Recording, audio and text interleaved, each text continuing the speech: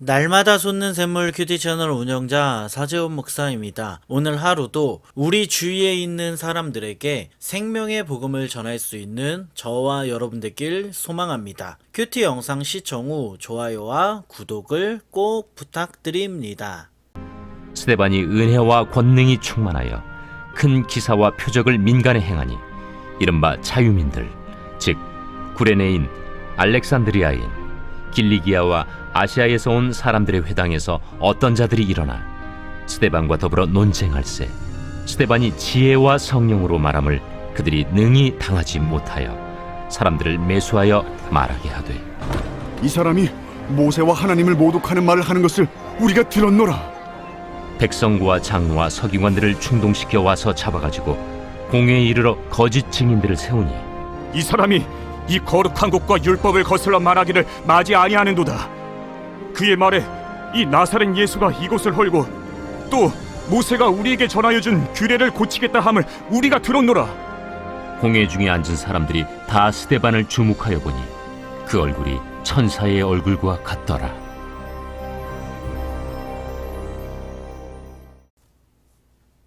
오늘 우리가 읽은 말씀은 사도들에 의해서 세워진 7명의 일꾼 중 한 사람인 스데반에 대해 기록하고 있습니다. 사도들에 의해 세워진 스데반은 교회의 궁율 사역을 도우면서 사람들에게 복음을 증거했습니다. 성경을 보면 스데반을 이렇게 기록하고 있습니다. 성령과 지혜가 충만하고 성령과 믿음이 충만하고 은혜와 권능이 충만하다고 합니다. 말씀을 통해 우리는 스데반이 어떤 사람인지 알 수 있습니다. 그는 성령, 지혜, 믿음, 은혜, 권능이 있는 사람이었습니다. 이런 스데반을 통해서 하나님은 놀라운 일과 큰 기적을 나타내셨습니다. 사도들만 기적을 일으킨 것이 아니었습니다. 평신도인 스데반을 통해 하나님은 큰 기적을 나타내셨습니다. 말씀 9절을 보면 스데반은 자유민들의 회당에 들어가 하나님의 말씀을 증거했습니다. 자유민들의 회당은 헬라어를 사용하는 회당 소속의 사람들이 모인 곳입니다.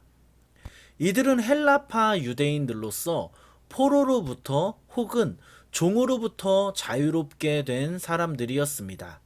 당시 많은 유대인이 로마의 폼페이 장군의 포로가 되었다가 자유를 얻었습니다.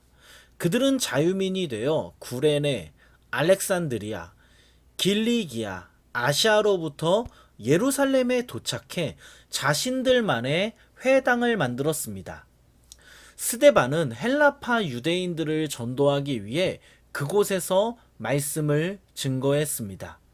스데반이 자유민들의 회당에 들어간 이유는 그도 기독교로 개종하기 전에 자유민들의 회당에 소속되었던 유대인이기 때문입니다.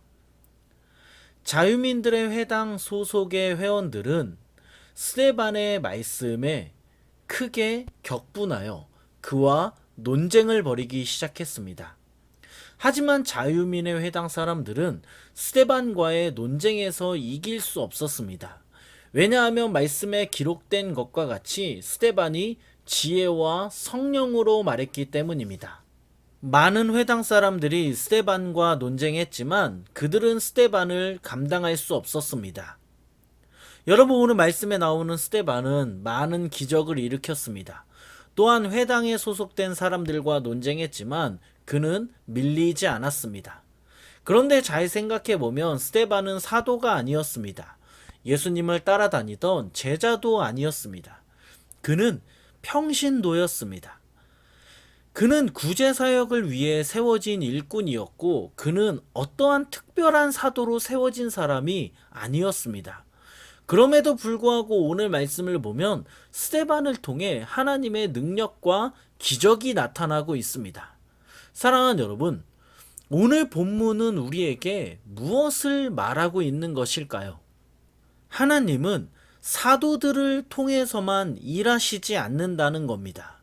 지금으로 말하면 하나님은 목회자를 통해서만 일하시지 않습니다. 하나님은 다양한 사람들을 통해서 일하십니다. 성경을 보면 느헤미야는 목회자가 아니었습니다. 하나님은 이렇게 평범한 느헤미야를 사용하셔서 자신의 영광을 나타내셨습니다. 여러분, 하나님은 어린 아이를 통해서도 일하십니다. 하나님은 나이가 있는 사람을 통해서도 일하십니다. 평범한 사람들을 통해서도 일하시고 때로는 약한 사람들을 통해서도 일하십니다. 비록 우리가 약해도 하나님은 우리를 통해서 일하십니다. 우리가 부족해도 하나님은 일하십니다. 그러므로 오늘 하루 우리를 통해 하나님이 일하시도록 우리가 하나님 나라에 쓰임받게 해달라고 기도하는 저와 여러분 되기를 소망합니다. 우리가 하나님께 쓰임받기 위해 우리의 삶을 드리면 하나님은 우리를 사용하십니다. 오늘 하루 하나님 나라를 위해 쓰임받아 하나님의 영광이 우리를 통해 나타나길 예수 그리스도의 이름으로 간절히 축원합니다. 이어서 말씀을 보면 사람들은 스데반을 당해낼 수 없자 사람들을 매수하여 그를 잡으려고 했습니다. 사람들은 스데반이 전하는 복음이 잘못됐다고 생각했기 때문입니다. 사람들이 스데반을 고발한 죄목은 모세와 하나님에 대한 모독이었습니다. 말씀 12절에 보면 사람들이 거짓 증인을 세우자 백성들과 장로와 서기관들이 분노하여 스데반을 잡아 공회로 데리고 왔습니다. 거짓 증인들은 스데반이 어떤 말을 하는지 들은 바도 없는데 그들은 마치 스데반이 한 말의 목격자인 것처럼 행동하고 있습니다. 거짓 증인들은 스데반이 거룩한 곳과 율법에 대해 나쁜 말을 했다고 증언했습니다.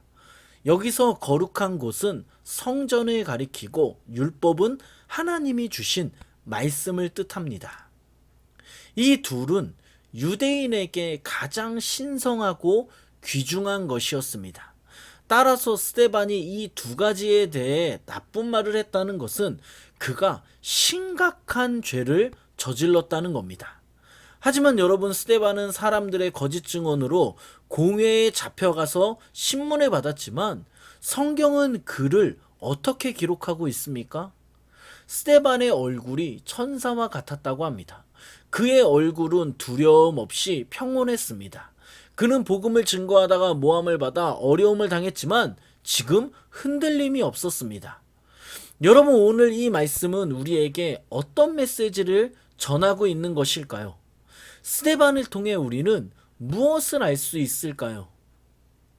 복음을 증거할 때 반드시 반대를 만난다는 것을 알 수 있습니다.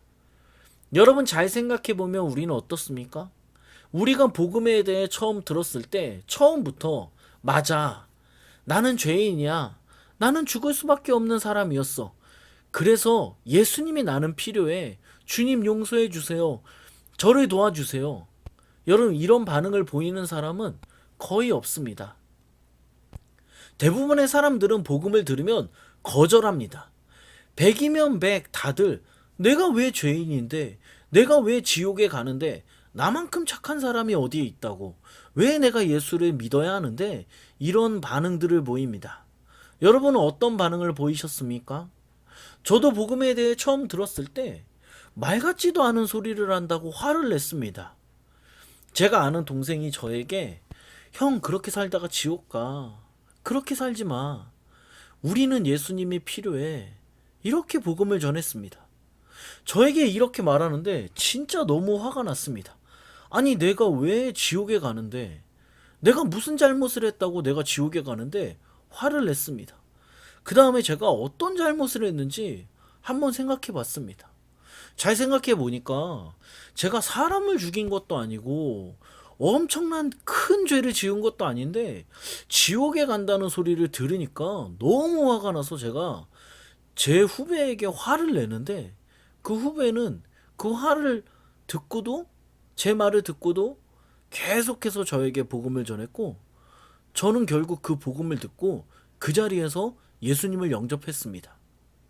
잘 생각해보면 제가 복음에 대해 처음 들을 때 죄인이라는 말이 너무 싫었습니다. 지옥에 간다는 말도 싫었습니다. 예수님이 아니면 지옥에 간다는 말도 그것도 싫었습니다.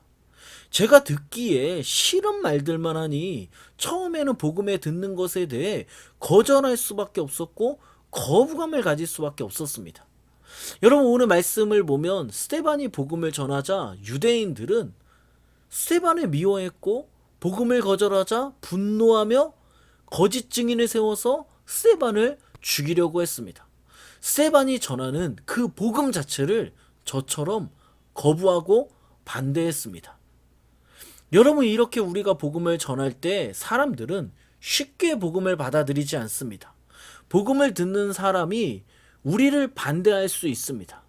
복음을 듣는 사람이 때로는 우리를 핍박할 수 있습니다. 복음을 듣는 사람이 우리를 어려움에 빠뜨릴 수도 있습니다. 하지만 우리가 그 반대를 무릅쓰고 복음을 전할 때 반드시 영혼 구원이 일어난다는 것을 기억하는 저와 여러분 되길 소망합니다. 복음을 전할 때 반대가 있지만 우리를 포기하지 않으시고 기다리시고 사랑하셨던 예수님의 마음을 가지고 한 영혼에게 예수 그리스도의 생명의 복음을 전할 수 있는 저와 여러분 되길 간절히 소망합니다. 반대가 있지만 그 반대를 무릅쓰고 복음을 전할 때 반드시 하나님은 그 영혼을 구원하실 것입니다. 오늘 이 말씀을 기억하며 같이 기도하겠습니다. 하나님 감사합니다. 오늘 하루도 우리와 함께 하시니 감사합니다. 하나님 아버지, 오늘 우리가 들은 말씀과 같이 우리를 통해 하나님의 역사가 나타나길 원합니다. 하나님의 영광을 위해 쓰임받는 우리 모두 되게 하여 주시옵소서. 또한 하나님 아버지, 우리가 복음을 전하다가 반대를 만난다고 좌절하고 낙심하는 것이 아니라 영혼을 사랑하는 마음을 가지고 끝까지 포기하지 않고 복음을 전할 수 있는 우리 모두 되게 하여 주시옵소서. 이 모든 말씀 예수님의 이름으로 기도드립니다. 아멘.